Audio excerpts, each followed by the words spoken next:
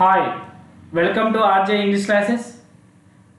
Last వీడియోలో మనం George Orwell సంబంధించిన ఫేమస్ ఎస్సేస్ లాస్ట్ డిఎస్సి ఎలా అడిగాడు, ఏ విధంగా అడిగాడు, ఏ విధంగా ఏ డిఎస్సి ఎలా అడిగే అవకాశం ఉంది అటువంటి మొత్తం విశాఖ చర్చలు జరిగింది. దాంతోపాటు లాస్ట్ డిఎస్సిలో ఎన్ని ప్రశ్నలు వచ్చాయి, ఆ ఎస్సేస్ను ఈజీగా గుర్తుపెట్టుకునే కోడ్ కూడా తయారు చేసి మీకు అందించడం జరిగింది. ఈ వీడియోలో మనం ఫ్యాబ్లో నెరుడాకు సంబంధించి ఫేమస్ వర్డ్ పోయమ్స్ గుర్తుపెట్టుకోండి. మనం ఒకటేమో డ్రామాటిస్ట్ సంబంధించి వీడియో చేసాం, ఒకటేమో ఎస్సేయిస్ట్ షేక్స్పియర్ డ్రామాటిస్ట్ ప్లేస్ అన్ని వీడియో చేసాం, జార్జ్ ఆర్వెల్ ఎస్సేయిస్ట్ సంబంధించి వీడియో చేసాం. ఇప్పుడు పోయట్స్కు సంబంధించి ఫ్యాబ్లో నెరుడా వర్డ్ పోయమ్ సంబంధించి ఇక్కడ వీడియో చేస్తున్నాం.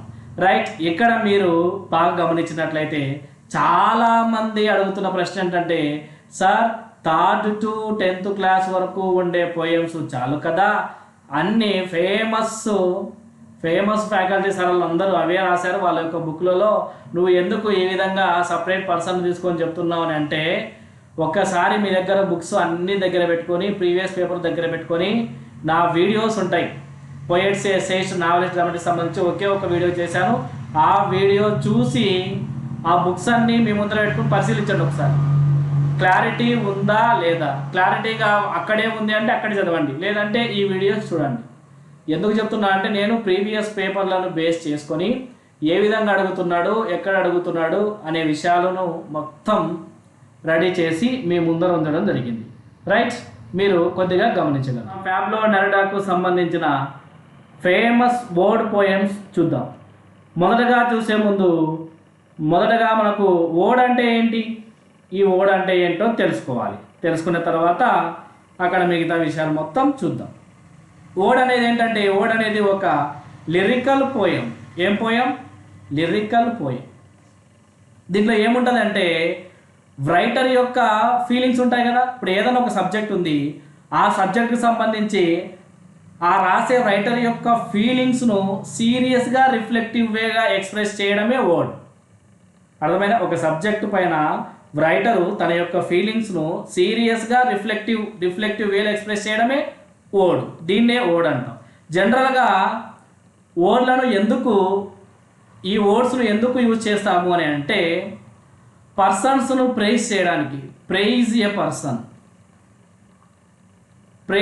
పర్సన్ ఈవెంట్, ఏదైనా ఒక ఈవెంట్ను కానీ లేదంటే ఒక ఐడియాను ప్రైజ్ చేయడానికి, ఒక పర్సన్ను ప్రైజ్ చేయడానికి ఏదైనా రైటరు ఉపయోగించే ఎఫెక్టివ్గా సీరియస్ వేగా ఏమైతే రాస్తాడో అవే వర్డ్ పోయమ్స్. ఓకేనా? రైట్, అది వర్డ్ అంటే అర్థం. రైట్, మీకు సోనేటు, వర్డ్ ఇవన్నీ నెక్స్ట్ తర్వాత ఎలిగి అన్ని క్లారిటీ ఇస్తా. ప్రస్తుతానికి వర్డ్ అంటే ఇది. రైట్, ఇప్పుడు మీరు తెలుసుకోవాల్సింది ఏంటంటే, ఫ్యాబ్లో నెరుడాస్ యొక్క ఫేమస్ వర్డ్ పోయమ్స్ ఏంటి, ఎన్నున్నాయో తెలుసా? మొత్తం ఒక 16 వర్డ్ పోయమ్స్ రాయడం జరిగింది. సార్ 16 మేము నేర్చుకోవాలా అని అంటే, ఒకసారి చూడండి, ఈ 16లో రెండు వర్డ్లను గురించి మనకు ప్రీవియస్ డిఎస్సిలో అడగడం జరిగింది. సార్ 16 నేర్చుకుంటే లాభం ఎందుకంటే, మన డిఎస్సిలో క్వశ్చన్ తెలుసా, జాన్ కీట్స్ ఉన్నాడు కదా, ఈ జాన్ కీట్స్కు సంబంధించిన వర్డ్స్లలో కానిదేది అని అడిగాడు. కానిదేది అంటే అప్పుడు మీకు ఏం తెలిసి ఉండాలా?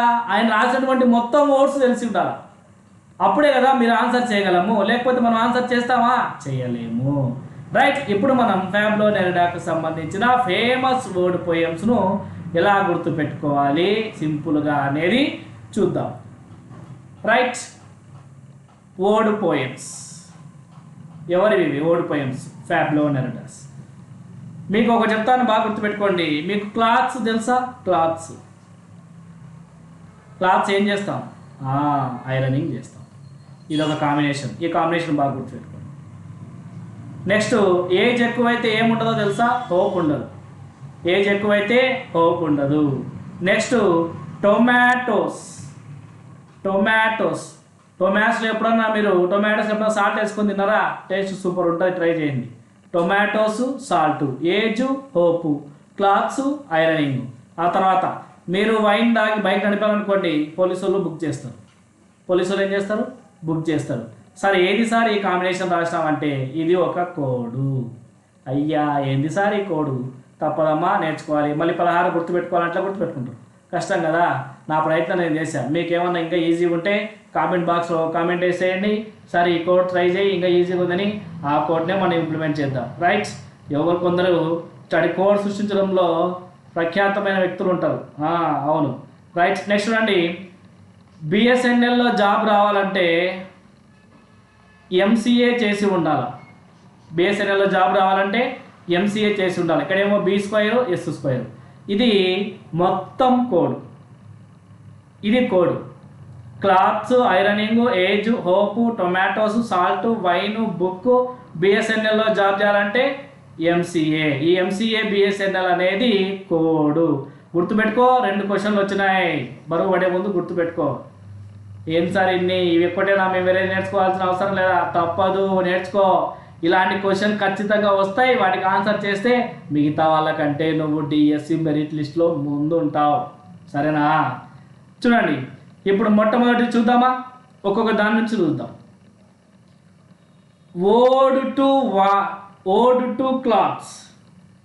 మొదటి ode poem ode to clothes. Second ode poem చూద్దాం, ode to ironing. Ode to ironing. Third చూద్దాం, ode to age. Ode to age. Next చూద్దాం, ode to hope. Ode to hope. Next ఫిఫ్త్ది, ode to tomatoes. Ode to tomatoes. అవును, రాశాడు. Next, ode to salt. Ode to salt. ఇదో ఈ salt ఉందే, ఇదే డిఎస్సిలో అడిగింది previous bit. Ode to salt written by Pablo Neruda. Next 7th చూడండి, ode to wine. Ode to wine.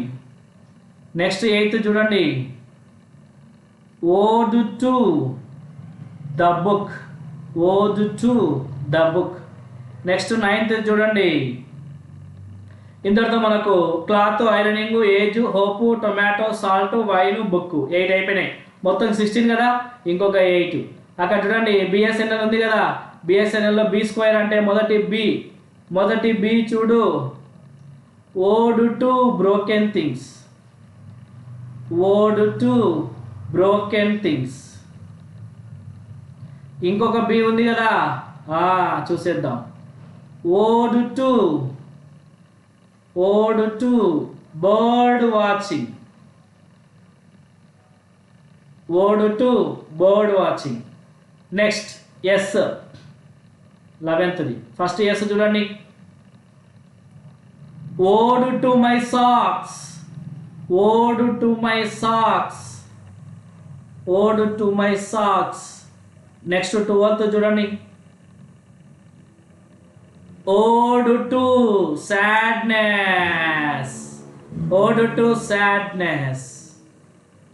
Next 13th చూడండి, ఎస్ అయిపోయినా, ode to my socks, ode to sadness. Next N అంటే ఏదో తెలుసా, నెరుడా. అన్ని రాసి ఏ కోడ్ ఎవరికో మీకు గుర్తుండాలి, మెయిన్ ఇంపార్టెంట్ అది. అంటే బిఎస్ఎన్ఎల్ ఎన్ అంటే నెరుడా, ఫ్యాబ్లో నెరుడా రాసినటువంటి ఓడ్ పోయమ్స్కు కోడ్ అది. ఓకేనా? నెక్స్ట్ 14th చూడండి, ఎల్ అంటే ఏంటి, ode to a large tuna in the market. A large tuna in the market. ఇదే డిఎస్సిలో వచ్చిన previous bit. Ode to a large tuna in the market written by అన్నాడు. నెక్స్ట్ బిఏ అయిపోయింది, S అయిపోయింది, N అయిపోయింది, L అయిపోయింది. Next ఎంసీఏలో M అంటే ode to maize. Ode to maize.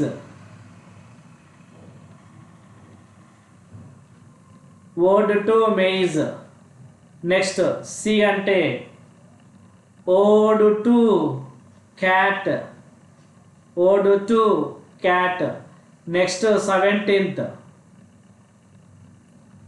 ఏ అంటే ఓడ్ టు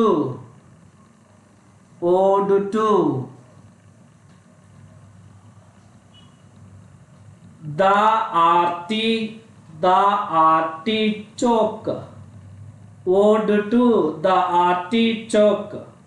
ఆర్టిచోక్ అనేది దుంపలు అంటామండి. Ode to the artichoke.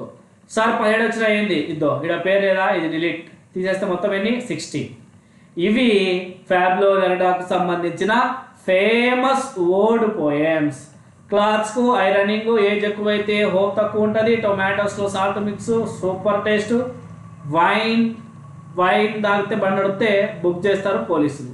బిఎస్ఎన్ఎల్లో job రావాలంటే ఎంసీఏ చేసి ఉండాలి. ఖచ్చితంగా డైలీ ప్రాక్టీస్ ఇలా చేయండి, ఖచ్చితంగా మీకు గుర్తుంటాయి, మర్చిపోరు. ఓకేనా? ఈ 16 మీరు గుర్తుపెట్టుకోవాలి. రైట్? ఖచ్చితంగా ఒక ప్రశ్న అడిగే అవకాశం ఉంది, ఎందుకంటే ఒకటి కంటే ఎక్కువ సెషన్లు ఉన్నాయి కాబట్టి డిఫరెంట్ వేలో ప్రశ్నలు అడుగుతూ ఉన్నాడు కాబట్టి ఖచ్చితంగా ప్రశ్న వస్తుంది. అస్సలు మిస్ కావద్దు, మొత్తం రాయండి, డైలీ నేర్చుకోవడం స్టార్ట్ చేయండి. ఆల్రెడీ 2 కోర్స్ మీకు చెప్పాం. ఈ 3 ఖచ్చితంగా ఎవరికో ఒకరికి ఖచ్చితంగా మీకు 2 నుంచి 3 ప్రశ్నలు వచ్చే అవకాశం ఉంటుంది. ఎందుకంటే నేను ఇంతవరకు చెప్పినటువంటి అంతా ఫేమసే. ప్రతి సెషన్లో ఎవరికో ఒకరికి ఏదో ఒక విధంగా బిట్టుపడింది ఈ 3 పైన. రైట్? నెక్స్ట్ వీడియోస్ మీకు ఇంకా కొన్ని నావెలిస్ట్ల పైన చేస్తాను. మన ఛానల్లో ఈ వీడియో మీకు నచ్చినట్లయితే మన ఛానల్ లైక్ చేయండి, షేర్ చేయండి, సబ్స్క్రైబ్ చేయడం మాత్రం మర్చిపోవద్దు. కింద మనకు వాట్సాప్ గ్రూప్ ఉంది డిస్క్రిప్షన్లో, అందరూ కూడా గ్రూప్లో జాయిన్ అండి. Right? Thank you so much.